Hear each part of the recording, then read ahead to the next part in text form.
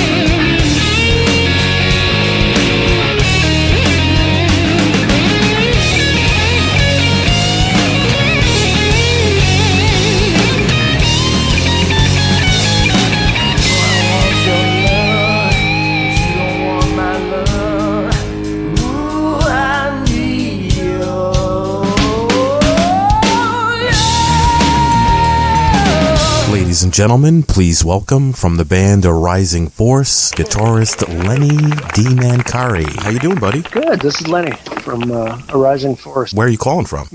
Just north of Minneapolis, where the big trial started. How's the weather there? It's going to be about 70 Oh, today, not bad. They said. So, yeah, I can live with 70. And then it's going to be 40 tomorrow. Is there going to be a sense of normalcy soon there in Minnesota? Are they starting to open up things there? Well, we're at, for some of our festivals, we're at 10,000 capacity. Starting May 1st. So for one of my bigger festivals that I work at, that gives us about half the crowd, which is a good start. I'd like to see us at about 15. Then I'd feel a lot more. Okay. But our county fairs are planning to go forward. Phone's been ringing a lot more with casino buyers from the 5-state area. So I'm happy about that. And our band has got some dates on the books this year, and the new album's coming out. 6 weeks? Well, I guess it's 5 weeks now. Yeah. So A Rising Force, it's a new band. Can you tell me about the band a little bit? Who's in it and what's their roles? A Rising Force started out of a band called Dare Force, which was an international band that had 5 albums out. The bass player, Brian Lorenson, drummer Lane Allen, and myself left the band that was fronted by the original guitar player. And we decided that we wanted to go after a versatile arena rock type front guy. And we found Mark Westland. So we had already written most of the album throughout the year. And the last song that actually came to the record was Love and War, which turned out to be the single and the video. And when I brought the song, well, it was our drummer and I got together and we took 3 pieces of 3 different ideas and pieced them together to create Love and War. And I had written this long War and Peace vocal line for our singer, and he just kind of looked at me and said, "Nah, it's too many words, dude. Let me fix that." So it wound up from being a 5-minute song to about 3 minutes and 15 seconds. But we all get along and we all collaborate really well together. So everybody's got a great role in the bands, and we're all really good friends. We've known each other for years. So that's pretty cool. Undertow is the debut album coming out on May 7th with High Vol Music. Can you talk about that a little bit? It was. Do you want the backstory on it? Sure. Well, it's an interesting thing. Ron Keel and I have been friends for a number of years, and I had sent a couple of tracks to Ron just to get his take on it, to see what he thought of it. And he called me back a couple of days later and he said, "What are you guys going to do with this?" I said, "Well, I think we're just going to put it out ourselves and just kind of go out and play." And he said, No, this is really, really good stuff. He said, "I know a few record labels that might want to hear this, so let me put you in touch with them." And wound up getting 2, and then we wound up signing with High Vol because High Vol just looked like the best fit for what we wanted to do. They're very meticulous. They have a great marketing plan. They're great people to work with. Easy. I mean, I can call the president on his cell phone and actually get him on the cell phone. And in the 80s, when I tried to talk to the president of a record label, I would get the secretary and never get a return phone call. But with Bill, he's fantastic to work with. And it's just a great company. So we wound up with them. And then they decided they wanted to put our release date out in May because so many bands during the COVID-19 shutdown were getting ready to release so much music in the first quarter. They thought it was something special, so we moved it out to the early spring release. And I think it's a perfect summer record. That's my opinion. It's something you can turn on in your stereo and go for a long car ride and probably listen to it a couple times. It's definitely rock. It's definitely hard rock, but it's commercial hard rock. Now, your single Love and War, you have a brand new video for that out. Do you find making videos an important tool for marketing the band? Yes, absolutely. I think your video has to tell a story. And with Love and War, we wanted to tell the story. I mean, the song's about, I love you, I hate you. I mean, it's basically your boy meets girl, boy loses girl, or vice versa. And for us, we wanted to tell a story of, I can't speak for all guys, but I think we've all had that relationship where we said, oh, we did the wrong thing and we need to make up. Right. And that's basically what the song is about, only didn't quite work out at the end of the song in the video, if you've seen it. If you haven't seen it, you can go to YouTube and look at it, or go to High Vol Music and look at it, or our website. Yeah, it's making the rounds, and we're really happy with the number of views we've had. It's been great because it's been all organic. So for us, I mean, social media and video and getting your message out without, cramming it down someone's throat. That's the thing. I think the video tells a nice story, and we were really proud of the way it turned out. Big props to Tommy Summers for capturing it the way he did. Yeah. I do have to say it took 20 takes. How long is 20 takes about? Time-wise, that's a whole day. Okay, it was a whole day, and but I waited until the very last take to spin the guitar around my neck, and I was thinking, okay, I'm with ESP, so if I break this one, can I call our rep and get another one pretty quick? I was worried, and I'm using the video, or in the video, I'm using the guitar that I played the solo for when we were in the studio. I used that particular ESP guitar, and I was thinking, oh, okay. Well, do I want to do this? Yes. Let's make it look good. So you guys did a great cover of the Warren song "Uncle Tom's Cabin." What made you pick that one? Originally we were talking about doing "Jailbreak" by Thin Lizzy, and then our drummer came and said, "Hey, I think Anthrax did Thin Lizzy." I went, "No, we don't want to do that if it's already been done." And then Brian, our bass player, came to me. He goes, I was listening to Sirius over the weekend, and "Uncle Tom's Cabin" is just one of the greatest songs. We should probably redo it. I go, well, it's almost 30 years old. Right. So I hate to date the song, but the 80s and into the early 90s, well, it's a little while ago. So we kind of decided that, let's do this. Let's try it. and then it kind of worked. So I'm glad you liked it. Yeah, I think it's a great version of the song. I was like, wow, these guys did a slamming job on this. It's really cool. I've listened to the CD a few times after Bill gave it to me. I love it. Oh, cool. Thank you very much. We're very proud of it. We've already started writing for the next record, too. I think we have 7 or 8 songs ready that we're just kind of piecing together. Mm-hmm. So I hate to say overachievers, but we want to be ahead of the game. But, none of us are really playing right now. I mean, Mark's still playing in his local band here and there occasionally, but, none of us are really out there touring. Right. At rehearsal, it's like, hey, what do you think of this? And I'll play it, and then we'll start recording. We have this cool little Tascam that we have at our rehearsal hall, and we just turn it on, and we save and then our drummer actually edits it and sends it out, and then we can be like Red Lobster and mix and match 30 shrimp and say, oh, okay, that's cool. Yeah. Let's put that with this, and let's change that ending, so it makes the process easier. I've never... Well, I don't want to speak for just myself, but I don't think any of us have ever wanted to be in the position where we needed to cram something together at the last minute. Right. Which I think it's better. And I think, with modern technology, with cell phones, you have an MP3 recorder on your phone. If you come up with an idea where you're driving somewhere, just sing it into your phone and save it. Yeah. It's great. In the old days, we had the Fostex 4-track recorder with cassettes, and you hope that you could actually put those things together. Yeah. And I've heard stories where guys said they were in the restroom doing their business and they were writing the lyrics down on toilet paper. Well, because they didn't have a phone back then, No, I mean, it's like the kids these days with technology. I mean, they don't know how good they really have it. Oh, I know. Back in those days, just for example, say, when we first started doing the Hericane Alice record, the first Hericane Alice record, Scott and I and Rusty had a boombox, our original members of the band, and we would put that boombox up in a specific area of the rehearsal hall, and we would come up with our parts right there with the boombox. And then we saved that we had like boxes of these cassettes. I think I still have all the boxes of all those cassettes. Probably, I'll bet there's 200 or 300 different ideas still sitting on cassette. And for the life of me, I have one cassette player, and it's attached to the old boombox I still have.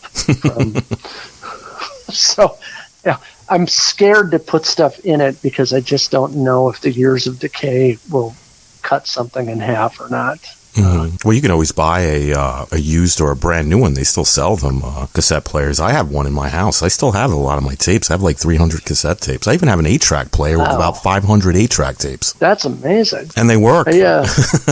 Well, I had that in my old Chevelle. I had a 68 Chevelle, and it had an 8-track player in it. That's awesome. And I remember, with that Chevelle, I wound up selling it in the 80s for some weird reason. I think I needed money, or I wanted to buy another guitar or something and have some cash. And I remember listening to Kiss Alive 2 in the Chevelle. And it just, for some reason, I felt like maybe I should go back to the old New Bomb Turk days of the Hollywood Nights, and where you put in the Mamas and the Papas and the old shell. Yeah, I put that in it. But, Kiss seemed to work in that Chevelle. And then 8-tracks were great because you'd listen to it, and then you'd start to get upset because all of a sudden it would fade down and you hear and it would click to the next track. You're just, oh, God. Yeah, that's the only part I don't miss about them. But mine sound pretty good. I mean, I actually have a portable 8-track player that you can take with you. Like, it has a speaker in it and stuff, and you put the tape in. And then I just have like the regular one that's actually mounted to my rack. I have a dual CD player, a dual cassette player, and an 8-track deck in there, and I use all of them all the time, so it's pretty cool.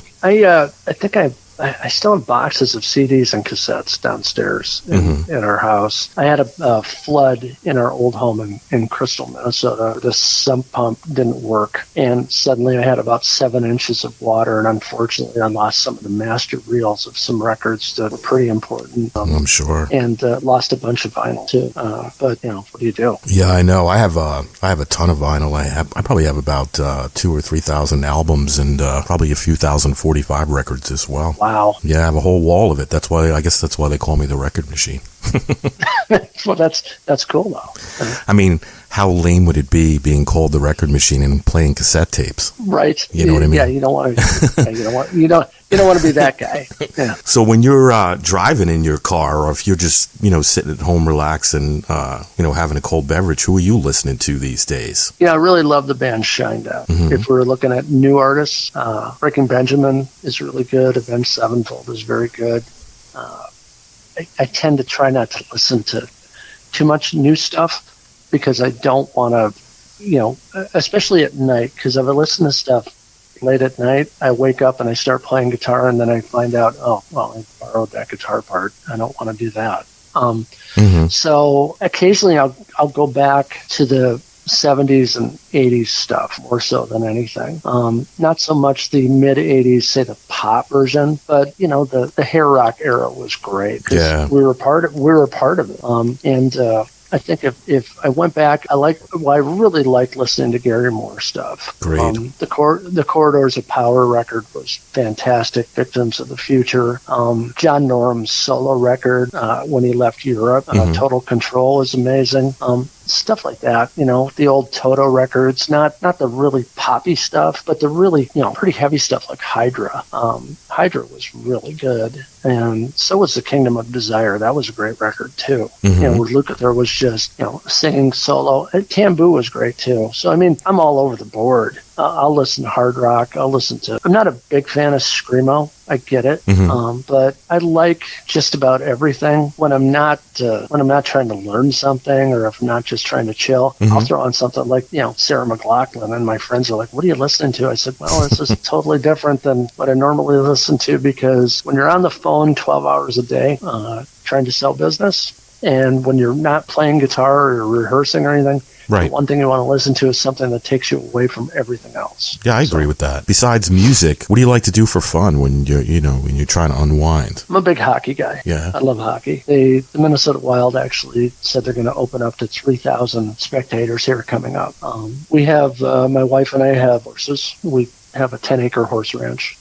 So during in between work, I go out and take care of our horses. They're all Arabians and one saddlebred. I love fishing. That's relaxing. Yeah, and the nice thing is that getting up early in the morning and working out. I have a pretty strong exercise regimen that I do every day. I want to stay in shape, but there's nothing more peaceful than that first hour to hour and a half where you can just drink coffee and just gather your thoughts and kind of plan out your day.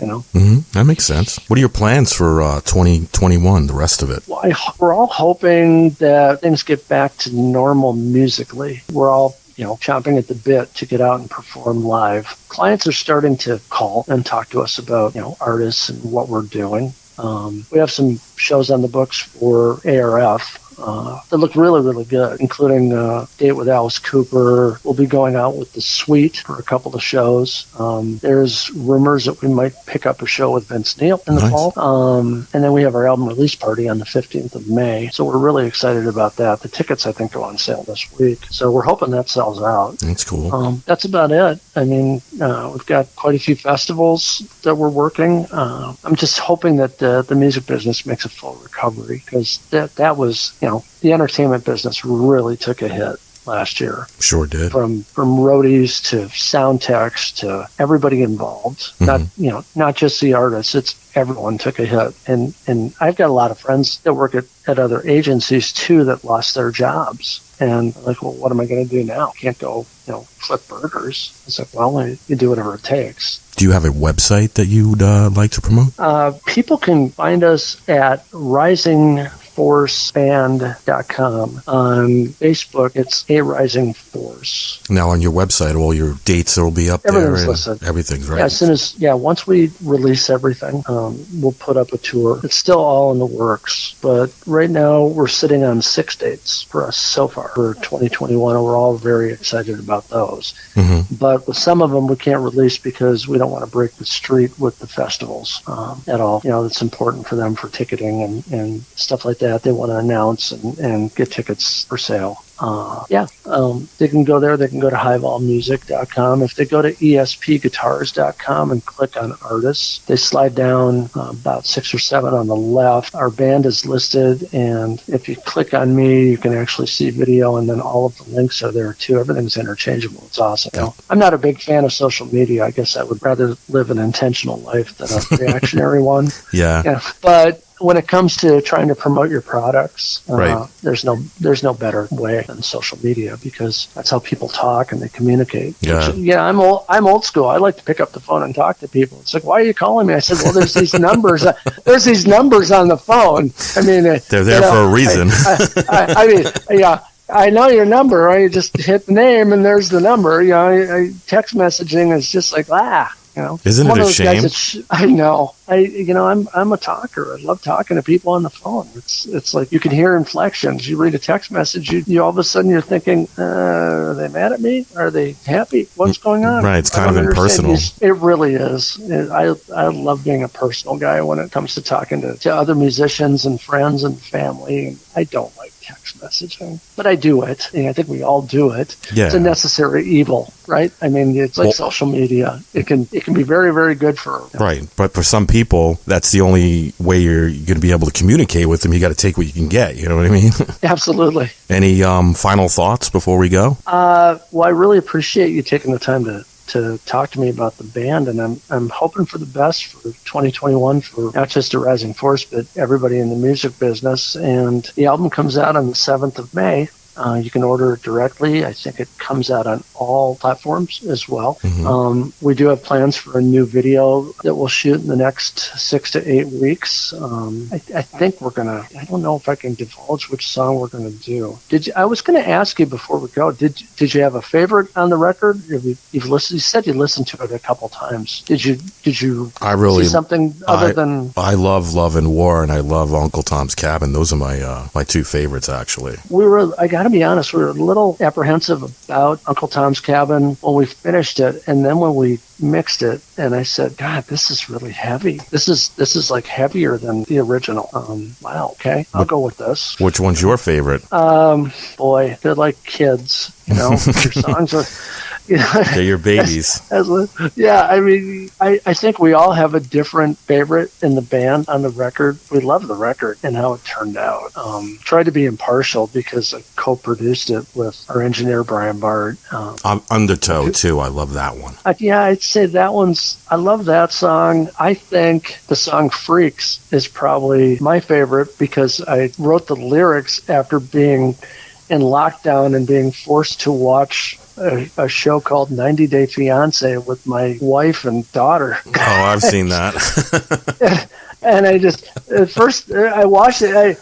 Hopefully I'm not going too long, but this is a funny story. No, let's hear it. At first, my wife says, okay, you got to watch this show. And I go, really? Okay. And I sat down and I watched it. And then we watched another episode, and I grabbed a notebook, and I just wrote down the storyline of all these people, and I couldn't really come up with a title for these lyrics. And then I thought, well, they call us Freaks, and that just stuck. So we called the song Freaks, and each one of those lyrics is a different storyline from one of the relationship woes of these people who fall in love online or on Instagram, like the one lyric where Mark sings, I sent $60K to a girl in the Ukraine and I hope my bride shows up one day. This guy was waiting 4 years for this meeting of this girl, and he'd sent $60K plus. And I thought, what a great line. And wow, dude, you really have that much money? Like, America's pretty big. There's a lot of women here.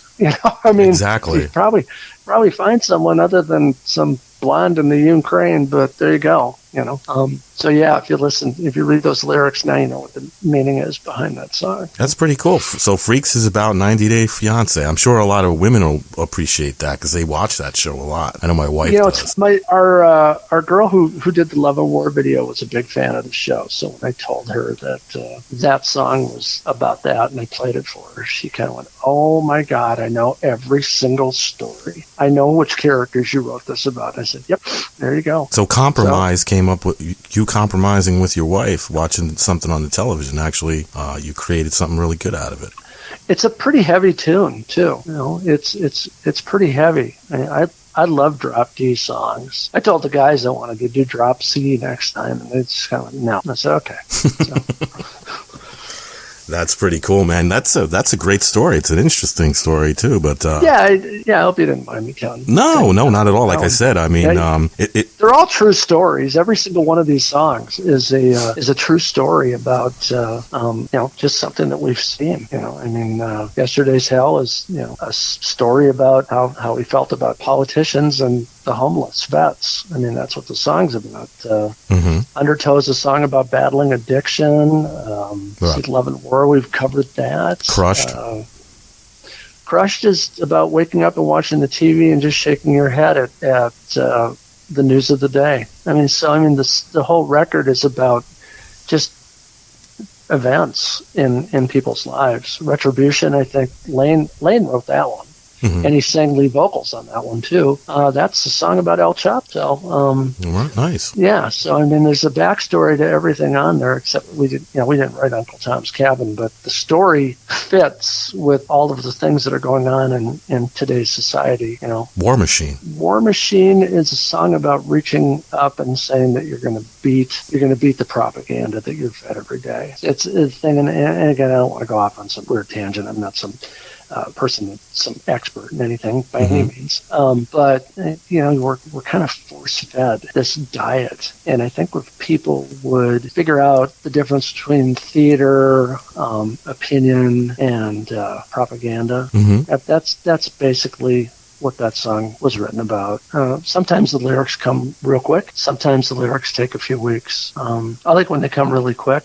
Or if I get stuck, I just go to our singer and say, what do you think? He goes, well, try that word there. And it's like, okay. So Mark's really good about taking things and making them a little bit more easier to sing. And so he can actually, push it out. And I think he sells the songs very, very well. Oh, he does. He's a great singer. He's such a great guy, too. Just the nicest guy in the world. You wouldn't think he was a singer, when you talk. Really? He's just like a normal guy, doesn't talk like a singer. Everybody's the same way. What are you saying? He's not a diva?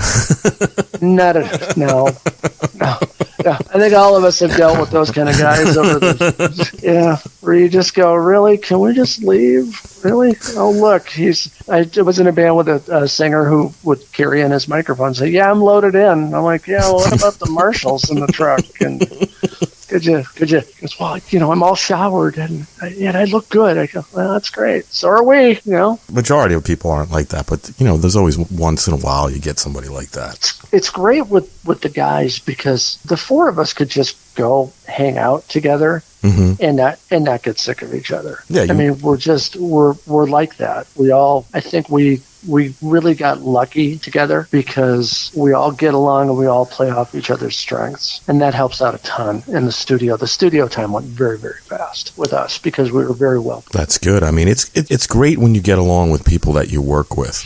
You know what I mean? Right. Yeah, it works out great. It doesn't always work out that way. I mean, people go to work, they put up with people they work with because they have to. But if you get along with them and you become friends, that's a bonus. Yeah, it's. I have to say we're very lucky, and we've all been in those situations where we've been in bands with guys where you get the eye roll. And you never want to be in a position where you just dread picking up your guitar and playing because you just don't get along with somebody. And unfortunately, I haven't had that issue, but maybe once in a career. Same with the other guys. So I really appreciate you taking the time to talk to me about the record. Yeah, well, I want to thank you for coming on the show, and I wish you guys the best of luck with this album, and I hope to see you guys out on the road real soon. I did too. I think the Rock Across America tour is a great fit with the Ron Keel Band and Every Mother's Nightmare, and we're in direct support of both of them. So I think that once that ball starts rolling, I think when things open up, I think we'll get a chance to get out and do those shows together. Awesome. That would be awesome. If you ever come to Myrtle Beach, let me know. I would love to. I have not been on the East Coast for a very long time.